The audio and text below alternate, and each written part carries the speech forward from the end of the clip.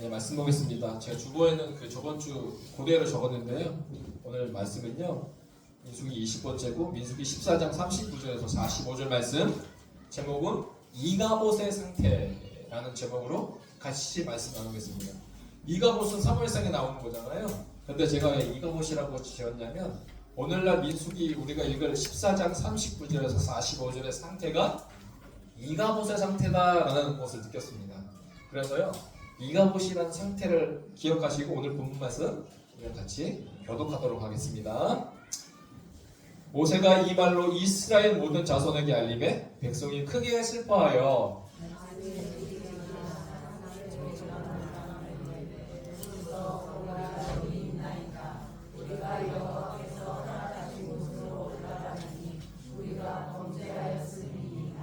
모세가 이르되 너희가 어찌하여 이제 여호와의 명령을 범하느냐 이 일이 형통하지 못하리라.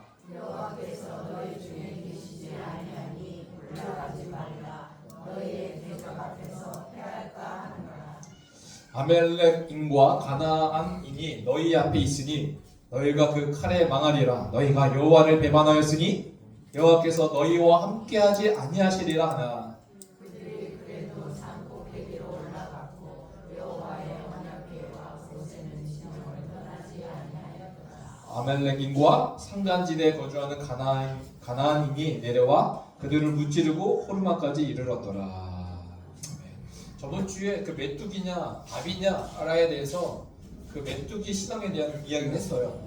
하나님이 이스라엘에게 가나안 땅을 주시겠다고 했는데 이스라엘이 모세 허락을 받고 12명의 정탐꾼을 보냈지만 10명은 그것을 악평했습니다. 비방했습니다. 그때 하나님께서 그 비방의 소리를 들으시고 내가 전염병을 주겠다라고 했을 때 모세가 간절히 기도하죠. 그래서 전염병을 주지 않으시고 다만 원망한 그 족속들 20세 이상 광야에서 40년 동안 이 광야에서 죽게 하리라 라는 그 말씀을 하셨습니다. 그리고 오늘 본문에 이어지는 말, 그래서 모세가 이 말로 이스라엘의 모든 자손에게 알렸습니다. 20세 이상은 이 광야에서 죽게 될 것이다. 그러니까 백성이 어떻게 반응해요? 크게 슬퍼하면서 아침에 아닙니다 올라가겠습니다. 이제 올라가지 않겠다고 했는데 그 다시 말을 바꿔서 다시 올라가겠다라는 그 장면의 오늘 말씀이었습니다. 근데 오늘 이 상황이 무슨 상태라고요? 이가봇 상태. 제가 사무엘상 때 이 이가봇에 대해서 이야기한 적이 있어요. 이름에 대한 이야기를 하면서 이름이 굉장히 중요하다. 이가봇 그 이름과 되게 관련이 있는데 이가봇이 이제 누가 이가봇을 낳았죠? 아시나요? 비느하스. 이에 그 부인이 낳은 아들 이가봇이잖아요. 오늘날 우리가 자녀를 태어나면 이름을 짓잖아요. 그래서 옛날에는 어디 많이 갔어요? 장명소.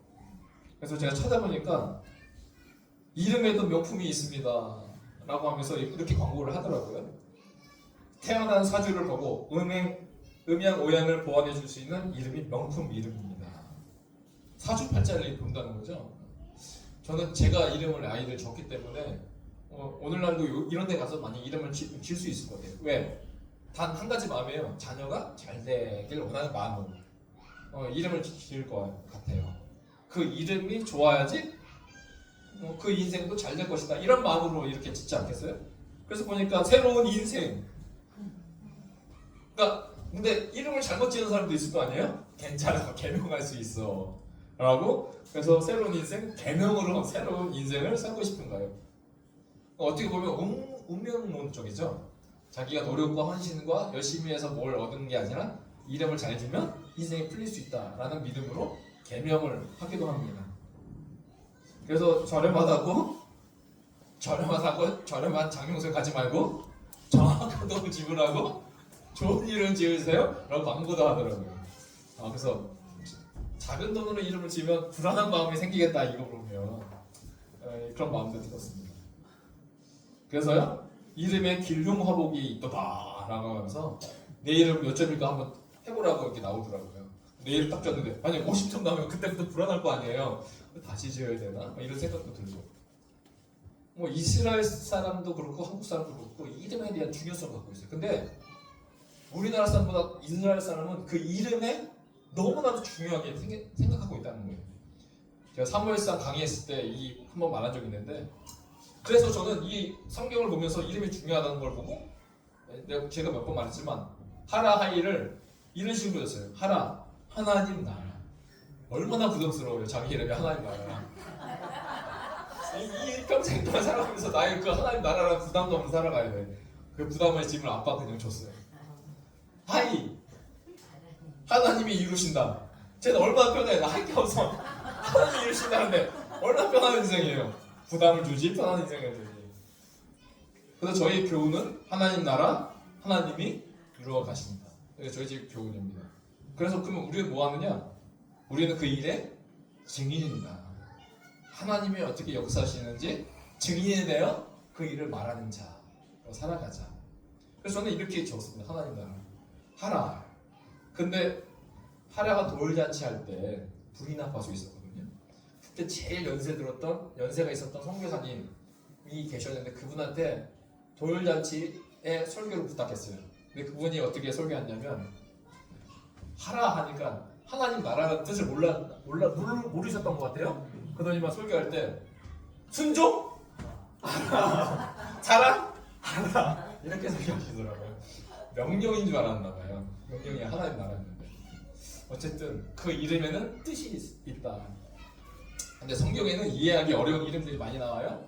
제가 사무엘상 때 강의를 했는데 자 보세요. 제가 이 히브리어부터 보여드릴게요.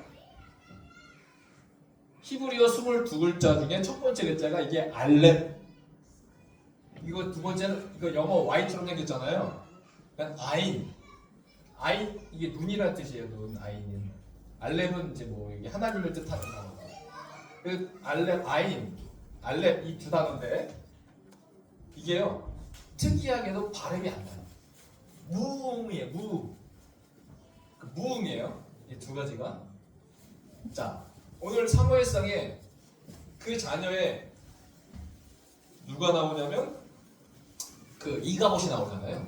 그 자손 이가봇. 근데 그의 할아버지의 이름이 엘리예요. 엘리. 근데 이 Y자처럼 생긴 것이 모음이라고 했죠. 또 발음이 안 돼요. 그래서 이 모음 이게 N자 발음인데 점 두 개가 L 발음 나는데 엘리예요. 엘리. 그러니까 엘리가 앞에 그 엘리의 그 이 앞에 첫 번째 글자가 알렙이 아니라 아인의 엘리라는 것이 이름의 특징입니다. 그런데 주님이 십자가에 돌아가기 전에 죽으시기 전에 뭐라고 선언하시죠? 엘리 엘리 라마 아자브타니. 히브리어는 아자브타니. 그럼 보면 엘리죠. 여기 엘리죠. 여기도 엘리죠. 또 뭔 차이예요? 어떤 둘 다 무음인데 어떤 것을 쓰냐에 따라서 발음은 똑같은데 뜻은 완전히 달라진다는 거예요. 이 아인 Y자를 쓰지 않고 알렙을 딱 쓰면 이 뜻이 뭐냐면 나의 하나님이 되는 겁니다. 그러니까 나의 하나님 반복한 거죠. 어찌나요 나를 버리셨나이까. 엘리 엘리 라마 아자브타니. 그러니까 엘리는 이 엘리는 나의 하나님. 그런데 이 알렙이 아니라 Y자만 딱 바꿨어요. 무슨 뜻일까요? 이름이 바뀌겠죠. 이스라엘처럼 이름을 중요시 여기는 나라가 민족이 없다고 말씀드렸어요. 그럼 이 엘리는 엘리 제사장의 이 엘리는 무슨 뜻이냐면 높은 자라는 뜻입니다. 높은 자. 그러니까 아인의 엘리의 뜻은 스스로 높인 자라는 뜻이에요. 그러니까 즉 엘리는 제사장이지만 사실 하나님의 사람이 아니라는 거예요. 왜? 우리의 목적, 제사장의 목적은 하나님을 높이며 하나님께 영광을 올려드리며 살아가야 될 인생인데 하나님을 높이는 것이 아니라 지금 사실 누구를 높이고 있어요? 자기 자신을 높이는 사람이에요. 그러니까 이때 엘리의 시대는 사사시대 이스라엘의 왕이 없어서 각각의 자기의 생각 소견대로 행하던 그때 왕이 없으니까 누가 왕이에요? 스스로 높인 자가 뭐가 될 수 있어요? 왕이 될 수 있어요. 그러니까 하나님을 왕으로 삼지 않고 자기 스스로 높여서 자기를 왕처럼 살고자 했던 그 인물이 엘리 제사장이었다라는 것이었습니다. 사사시대의 상황을 대표적으로 잘 보여주는 인물이 오늘 엘리의 집안의 가문이다. 자기를 스스로 높이니까. 사람이 들을 때는 엘리 제사장님 사람의 귀에는 뭐를 들어요? 나의 하나님, 나의 하나님. 그런데 그 엘리는 뭐예요? 내가 하나님이야 라고 자신을 높였던 사람이었다는 겁니다. 실제는 교만한 자죠. 그런데 엘리의 두 자녀 이름을 어떻게 지었습니까? 이 엘리가요, 두 자녀, 첫 번째 홈니와 비느하스잖아요. 홈니와 비느하스인데 이 이름을 어떻게 짓냐? 원래는 이게 호프니인데 홈니가 아니라 근데 한글로는 홈니라고 불렀는데 홈니가요, 이 이름의 뜻이 주먹으로 싸우는 사람. 그러니까 이 사람은 조폭의 원조인 거죠. 조직폭력배의 원조. 홈니, 주먹을 부는 사람. 자, 2절 사무엘상 2장 6절 보세요. 지금 내게 내라. 그렇지 않으면 내가 억지로 뭐 한다고요? 꼭 뭐 같아요? 깡패 같죠? 뭘 믿었기 때문에 그래요? 자기 주먹을 믿는 거예요. 그냥 이런 대로 말하고 있어요. 야, 지금 내게 줘. 너 안 주면 제가 상도동에 살았으니까, 여기 상도동에 아시는 분이시죠? 저기 산동네 살았으니까 중학교를 중대부중으로 넘어가기 위해서는 산을 넘어가거든요. 산을 넘어가면 이 산 꼭대기까지 갔다가 산을 넘어가면 중앙대학교 거기를 만들었던 그 무덤이 나와요. 무덤. 그쪽을 통해서 이렇게 쭉 내려왔거든. 근데 그게 항상 가끔 누구를 만날까요? 아침에 깡패를 만나요. 깡패. 그날따라 갔는데 500원을 갖고 있는데 깡패가 나타나는 거야. 내 옆에 친구는 만 얼마가 있어. 잘 써서 산다고. 근데 500원도 뺏기 싫은 거예요. 근데 깡패가 하는 말이 뭔지 알죠? 야, 있는 거 다 내놔. 안 나오면 10원에? 10원에 한 대야. 근데 500원이면서 계산해보니까 내가 몇 대를 마셔야 돼? 50대를 마셔야 돼? 너무 안찔하더라고요. 그래서 500원 줄까 말까 하다가 500원을 여기다 이렇게 숨겨서 놓고 이렇게 여기 있잖아요. 이렇게 하고 있어요. 없어요. 이렇게 근데 못 찾더라고요. 그걸 안 보더라고요. 그래서 500원을 제가 지켰다니까요. 그리고 10,000원을 가져가서 지금 이거 엄청 진짜 살아있는데 그 10,000원 뺏겼어요. 그래서 나도 안 맞고 그 친구도 돈 내고 안 맞고 그래서 둘 다 지나갔는데 홈니가 주먹을 믿는 줄 알았어요. 홈니를 보니까 그때 생각이 트라우마는 아니지만 그때 생각이 막 구려져요. 막 우리 어렸을 때는 그렇게 지냈어요. 지금 우리 아이들이 지나가다 깡패를 맞는다 막 그러면 난리도 아니었을 거 아니에요. 근데 지금 그렇게 살았어요. 홈니 주먹을 믿는 사람이었어요. 그러니까 아버지 엘리는 스스로 높이는 자, 아들은 주먹을 믿는 자, 완전히 복잡한 거예요. 그럼 비느하스는 어떤 이름일까요? 비느하스는 뱀의 혀라는 뜻입니다. 뱀의 혀. 그러니까 비느하스는 자기 입을 믿고 사는 사람이에요. 그럼 오늘날 자 홈니는 조폭의 원조라면 비느하스는 뭐의 원조일까요? 맞았어요. 사기꾼의 원조예요. 사무엘의 혀는 어떤 혀였을까요? 그의 말이 하나도 땅에 떨어지지 않게 하시니 모든 말이 하는 대로 하나님이 역사하셨어요. 그런데 비느하스 말은요, 사람을 속이는 혀였어요. 뱀의 혀, 거짓의 대표, 사기꾼의 대표였습니다. 하나님이요, 그래서요, 이 사무엘상을 보면 두 집안을 비교하십니다. 자, 엘가나, 한나, 사무엘의 아버지가 엘가나잖아요. 엘가나가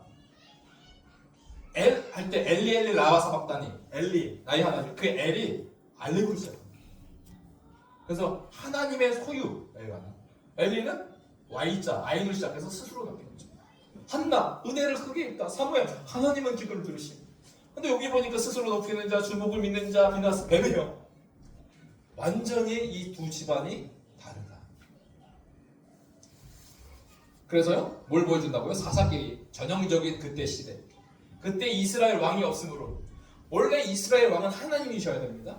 근데 하나님을 신뢰하지 않고 하나님을 따르지 않고 우상을 따르는 이스라엘 가운데 왕이 없으므로 사람이 각기 자기 소견에 오른 거예요. 그러니까 각기 자기 소견에 오른 대로 살아가니까 질서가 안 잡히죠. 그 질서, 무질서한 상태에서 누가 왕이에요? 주먹이 센 사람, 거짓말을 잘하는 사람, 스스로 높여서 자기가 왕처럼 살아가는 사람. 어떻게 보면 그 시대 가운데 사람의 눈으로 볼 때는 잘 나가는 집안일 수도 있어요. 그 시대에 맞춰 살아갔기 때문에. 그런데 영적인 눈으로 보니까 이 집안이야말로 하나님 보시기에 악한 집안이었다라는 거예요. 근데요, 이 사무엘상에서 말하고자 하는 것이 뭐예요? 무게를 말하는 거예요. 무게. 야, 지금 너는 하나님의 무게 중심에서 기울여서 하나님 중심으로 살아가느냐? 아니면 하나님은 보잘것없는 무게로 살아가느냐? 무게 중심을 달아보는 것이 오늘 사무엘상을 얘기하는 거였어요. 무게 중심. 그 단어가요, 카바드라는 단어로 다 설명하고 있어요. 카바드, 이 단어를 통해서 너의 무게 중심은 어디니? 라고 물어보는 거예요. 이 카바드가 첫 번째 뜻이 뭐예요? 간이라는 뜻이에요. 간. 사람의 신체 장기 중에 가장 무거운 게 간이잖아요. 우리 몸에서 가장 큰 장기, 가장 무거운 장기, 혈액의 3분의 1을 담고 있는 장기가 간이에요. 그래서 이게 카바드는 간. 근데 이 카바드가 추상적인 것으로 가면 제일 크잖아요. 그러니까 무겁다는 뜻이에요. 사무엘상에서 카바드가, 이 단어가.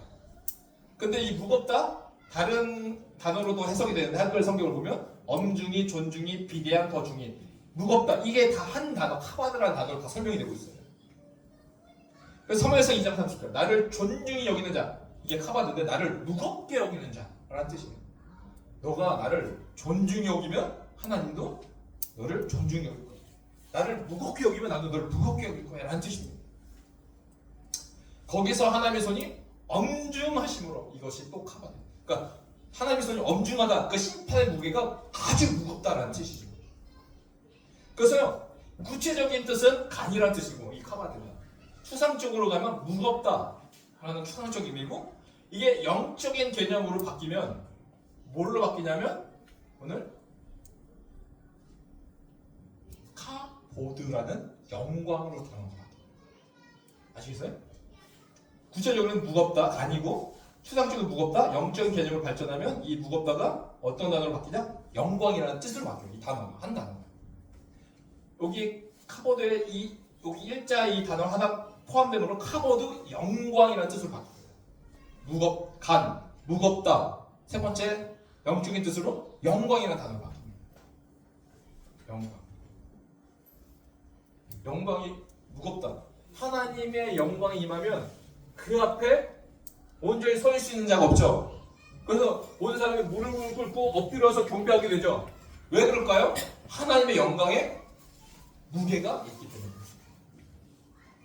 사무엘상 4장 21절, 이르기를 영광이 이스라엘에서 떠났고, 비느하스의 와이프가 자기의 남편이 죽고 엘리 제사장도 죽었다는 그 소식을 듣고 나서 이제 잉태를 하는데, 그 잉태하는 가정 가운데 뭐라고 말하느냐, 이르기를 영광이 이스라엘에서 떠났다 하고 아이 이름을 뭐라고 짓습니까? 이가보 한 달 외출 딱 죽었어요. 지금 자녀의 이름은 너무나 중요하다고 했잖아요. 그 인생에 그 이름처럼 된다고 했잖아요. 근데 이가보 하고 죽었어요. 이가보 시라하였으니 하나님의 괴가 빼앗겼고 그의 시아버지와 남편이 죽었기 때문이라. 자, 이 카바드가 세 번째 영적인 뜻이 영광이라는 뜻이었어요. 그런데 이 아이의 이름을 이가봇이라고 했어요. 이가봇. 이게 무슨 상관이에요? 이가봇은 두 단어예요. 이해와 가봇이라는 단어가 합쳐졌는데, 이게 무슨 뜻이냐면, 이가봇, 이게 카보드인데, 카보드가 카바드, 영광이라는 단어로, 이게 무겁다 해서 영광이라는 단어로 영광이라는 뜻으로 바뀌었고, 오늘 이가봇이라고 했죠. 이가봇. 이가봇은 뭐냐면 영광이 없다라는 뜻입니다. 그러니까 카보드, 영광이 이가봇, 없어, 카보드, 영광이 없어라고 하고 딱 죽었어요. 그래서 영광이 이스라엘에서 떠났다라고 말하고 죽은 거였습니다. 죽어갔는데 자녀의 이름을 이가봇이라고 지을 사람이 있어요, 없어요? 누가 이가봇이라고 짓겠어요? 그러니까 여기서 하나님의 뜻이 숨겨져 있는 거예요. 말하고 싶은 메시지가 있는 거예요. 아, 지금 이스라엘의 상태는 어떤 상태예요? 스스로 높이는 자, 주먹을 믿는 자, 뱀의 혀를 가지고 살아가는 자. 지금 이스라엘은 이가봇의 상태예요.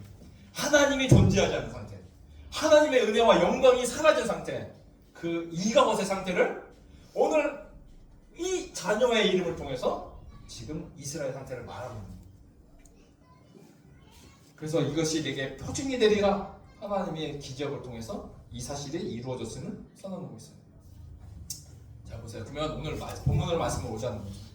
정탐한 이스라엘 백성은 사무엘상 엘리 제사장 때 이스라엘의 이가봇 상태였습니다. 잘 보세요. 사무엘상 4장 2절 블레셋 사람들이 이스라엘에 대한 전열을 버리니라. 그들이 싸우다가 이스라엘이 블레셋 사람들 앞에서 패하여 그들에게 전쟁에서 죽임을 당한 군사가 4,000명이었습니다. 첫 번째, 이스라엘과 블레셋 사람이 싸웠는데 이 전쟁에서 패해서 4,000명이 죽었어요. 4,000명이 죽었는데 4장 10절 야 죽으니까 안 되겠다. 야 하나님의 법궤를 가지고 나가자 라고 했어요. 그래서 법궤에 나가서 싸웠는데 블레셋 사람들이 두 번째 전쟁에서 블레셋 사람들이 쳤더니 이스라엘이 패하여 각기 장막으로 도망하였고 살육이 심히 커서 이스라엘 보병에 엎드려진 자가 3만 명이었다. 3만 명 플러스 4천 명, 3만 4천 명이 죽었어요. 그런데 오늘 전쟁에 나갈 수 있는 사람의 나이 숫자는 20세 이상이잖아요. 그러면 생각해보세요. 우리가 한 100년 전만 해도 남자가 몇 살에 결혼했어요? 일찍 결혼했을 거 아니에요. 그러면 20세 이상으로 전쟁에 나갔다면 20대도 있고 뭐 30대도 있고 40대도 있을 거예요. 그러면 3만 명이 죽으면 몇만 명의 와이프가 남편을 잃은 거예요? 거의 3만 명. 그 자녀가 두세 명씩 있어요. 그러면 거의 10만 명이 내 일이 되어서 이스라엘의 그 슬픔이 임한 거예요. 왜 이런 슬픔이 임했어요? 3만 명이 죽었다? 그리고 엘리 제사장이 목이 부러져 죽었다. 왜냐 나이가 많고 비리한 까닭 카나하다.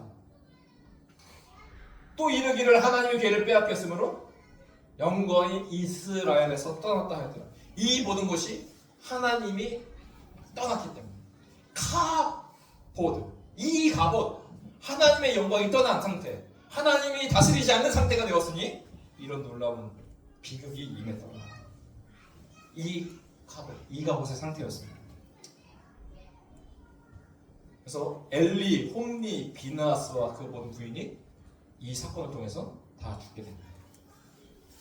왜요? 영광이 이스라엘에 떠났어요. 영광이 떠났어요. 어디? 이스라엘에서.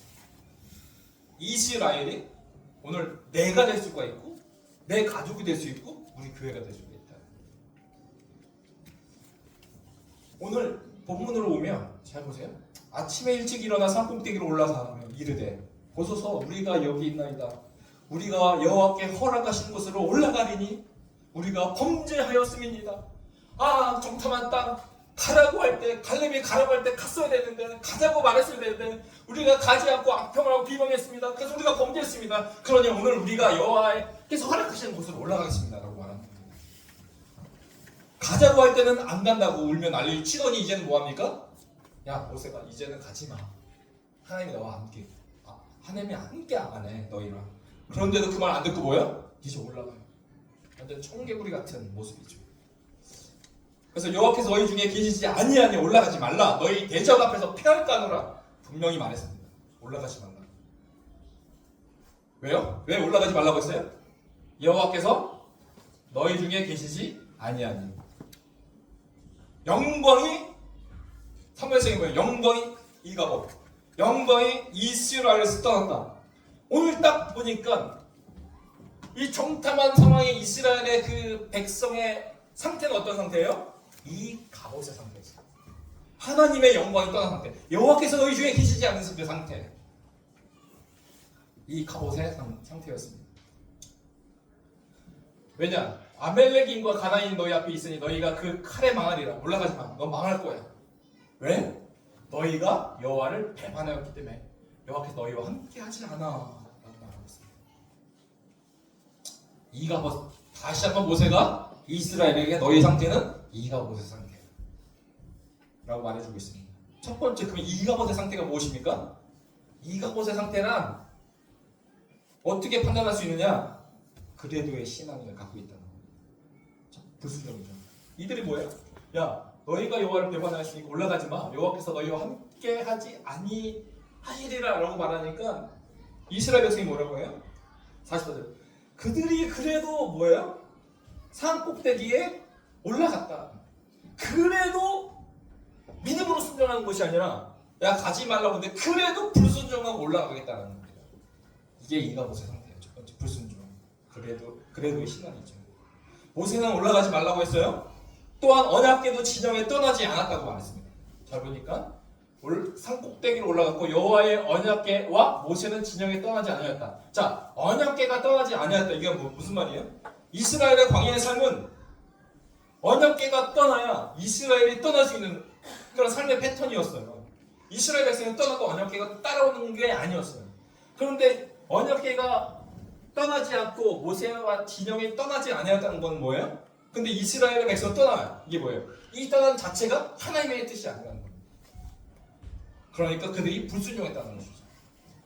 하나님의 뜻에 순종하지 않았다.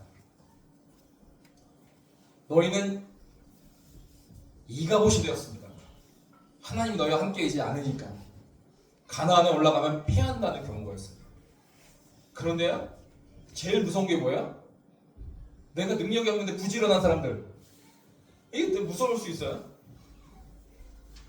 순종하지 않는데 어떻게 순종하지 않으면 너무나 잘 순종하지 않아요. 40절에 아침에 일찍 일어나는 거예요. 산꼭대기로 올라가는 거예요. 불순종도 참 부지런하게 하였음을 보게 됩니다. 그럼에도 이스라엘은 끝까지 하나님의 말씀을 듣지 않았어요. 불순종했어요. 그래서 결과가 뭐예요? 45절 아멜렉인과 산간지대에 거주하는 가나인이 내려와 그들을 무찌르고 푸르마까지 이르렀더라. 오늘 이스라엘 백성이 4,000명이 죽고 3만 명이 죽었던 것처럼 이가봇 상태에서 오늘 이가봇 하나님이 함께하지 않은 상태에서 그래도 불순종하고 올라갔더니 이게 전쟁에 패하게 됩니다.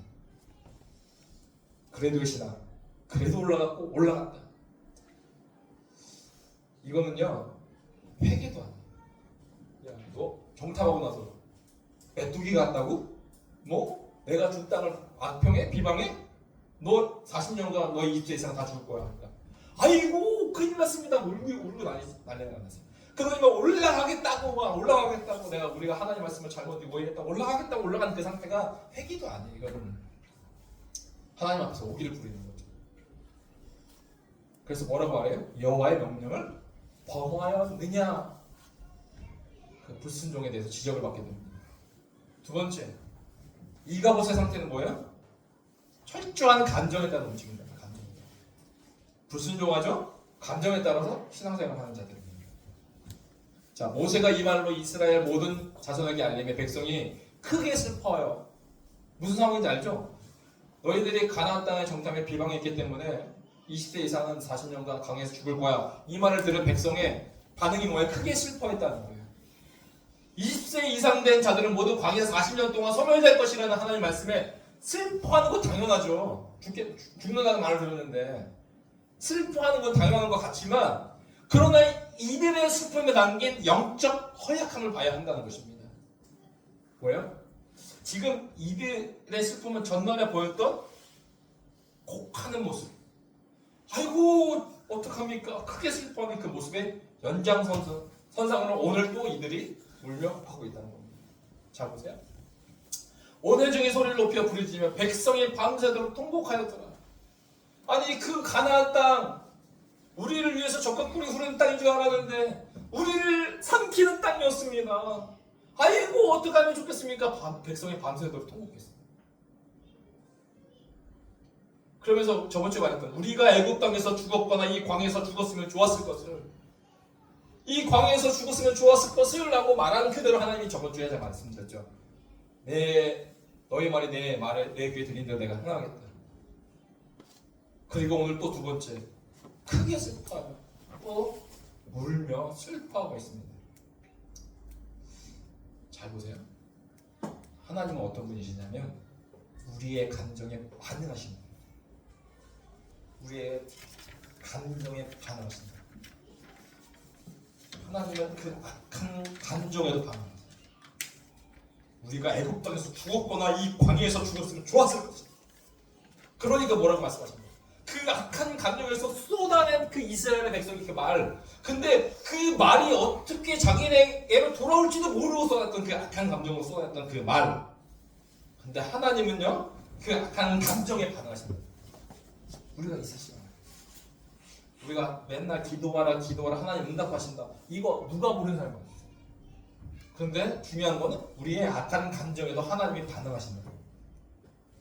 그들의 말처럼 이들은 광야에서 죽었어. 그래서 우리는 어떻게 해야 돼요? 하나님은요, 악한 감정에도 반응하시지만 하나님을 향한 간절한 그 반응에도 하나님께서 역사하신다. 제가 제 인생에서 정말로 간절할 때가 있었어요. 저희 아내가 임신해서 둘째 하이를 배를 가졌을 때 첫째 하라를 불행한 아파서 나오니까 안 되겠다. 그래서 둘째는 임신 중기에 한국으로 보내서 한국에서 낳자 하고 한 3시간 전에 공항을 갔는데 저희 아내가 출발을 못한대. 왜 출발을 못해 하니까 임신 상태인데 임신에 대한 증명서를 병원에서 안 떼어가지고 왔다는 거예요. 증명서가 없어서 너 출발 못해. 아무도 저희에게 그것을 말해준 사람이 없어. 그럼 어떻게 해야 돼? 지금 병원 가서 증명서 갖고 와. 너무 놀라가지고 2차선 도로인데 1차선, 2차선. 근데 병원을 가는데 그 일렬로 차가 쫙 막혀 있는 거예요. 어떻게 해요? 그래서 제가 어떻게 해요? 바로 이쪽에 오는 차선을 제가 차선을 넘어갔어요. 회귀할게요. 차를 넘어가서 막 달렸어요. 그래서 차도 오지 않았어요. 왜 미친 사람이 오나 해서 막 피해가면서 진짜 빨리 그 병원에 도착했어요. 산부인과. 사람이 또 많아. 한 사람 들어가면 20분, 30분에 나오거든요. 사람이 너무 많아. 그래서 그냥 달려가서 막 문을 두드려가지고 의사를 딱 만났어요. 이거 증명서 필요하다. 증명서 뽑아달라. 그러니까 의사 하는 말이 뭔지 아세요? 부인 데려가지고 와. 부인 데려가. 부인이 지금 공항에 있는 거예요. 너무 화가 나가지고 이게 뭐야 하면서 막 한 소리 의사한테 말해주고 문 딱 걷어차고 나와서 그러면서 돌아오는 그 공항에 딱 가야 되니까 하나님 이게 뭡니까? 운동대를 치면서 어떻게 하면 좋겠습니까? 우리 죽이시려고 하는 겁니까? 하나님 어떻게 하면 좋겠습니까? 나 모르겠습니다 하면서 소리 지르면서 차 안에서 다시 공항으로 갔어요. 내가 할 거 없다. 나 그렇게 하나님께 향해서 그렇게 소리 지르는 적도 처음이에요. 그래서 그 모든 그 감정을 하나님께 쏟아냈어요. 그 병원에 딱 갔더니 아내가 안 보여요. 어디 갔지? 딱 봤더니 아내가 공항 안으로 들어가 있어요. 너무 놀라서 어떻게 된 거야 하니까 그 경찰이 하는 말이에요. 2번만 봐줄게. 2번만 봐줄게. 들어가. 저는요 그 감정 쏟아부은 하나님 들으셨다고. 우리가 우아하게 하나님 들어주세요. 하나님 함께 하실 거죠. 그 우아한 목소리 들으시지만 어쩔 줄 없어서 우리의 모든 사랑도 다 맡겨서 하나님께 부르시는 그 감정. 사람을 향해서 원망이 아니라 그 감정도 하나님 들으신다. 너는 내게 부르짖으라 말했잖아요. 주여 이게 부르짖는 게 아니라 어쩔 수 없어서 내가 어떠한 방법이 없어서 부르짖는 주여 나 주님밖에 없습니까? 어떻게 하면 좋겠습니까? 근데 하나님 부르시지. 너의 감정을 쏟아부으래요. 왜?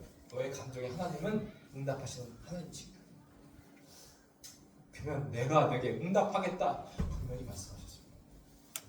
우리가 어떤 감정으로 주 앞에 나가야 될 것이냐, 악한 감정으로 나갈 것이냐, 아니면 하나님밖에 없기 때문에 내가 어찌할 수 없어서 그 부르짖는 감정으로 나갈 것이냐. 하나님은 두 감정에 반응하시고 그 결과는 완전히 다른 것입니다. 이스라엘 백성은 하나님 나라에서 통곡한 것이 아니에요. 오직 자신의 처지에 염려에 자기 연민에 빠져서 부르짖으면습니다. 즉 철저하게 눈에 보이는 상황만을 신뢰하며 상황에 다루고 있습니다.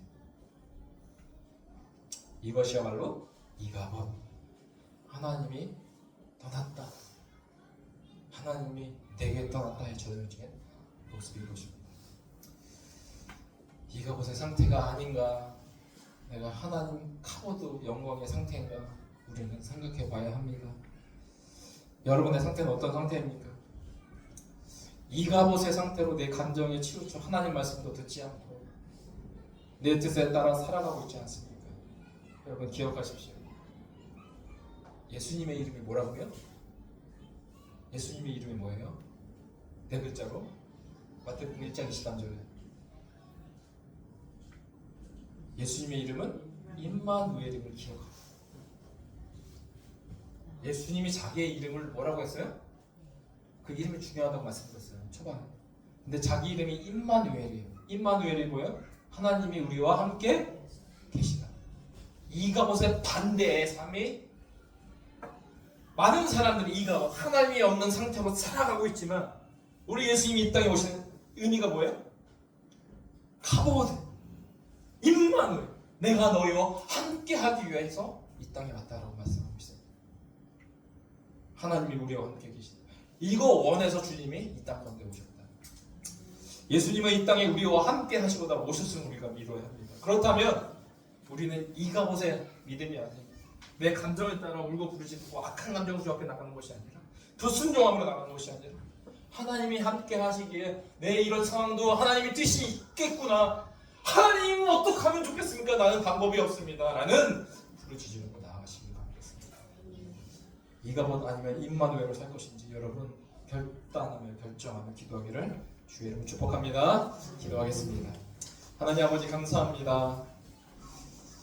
이가봇 하나님의 영광이 떠난 하나님이 계시지 않는 상황으로 살아가는 것이 아니라 임마누엘 하나님이 우리와 함께 하시는 그 영광스러운 삶으로 살아가게 하여 주시옵소서. 모든 영광 올려드리며 예수님의 이름으로 기도합니다. 말씀 전해가시면서 찬양하겠습니다.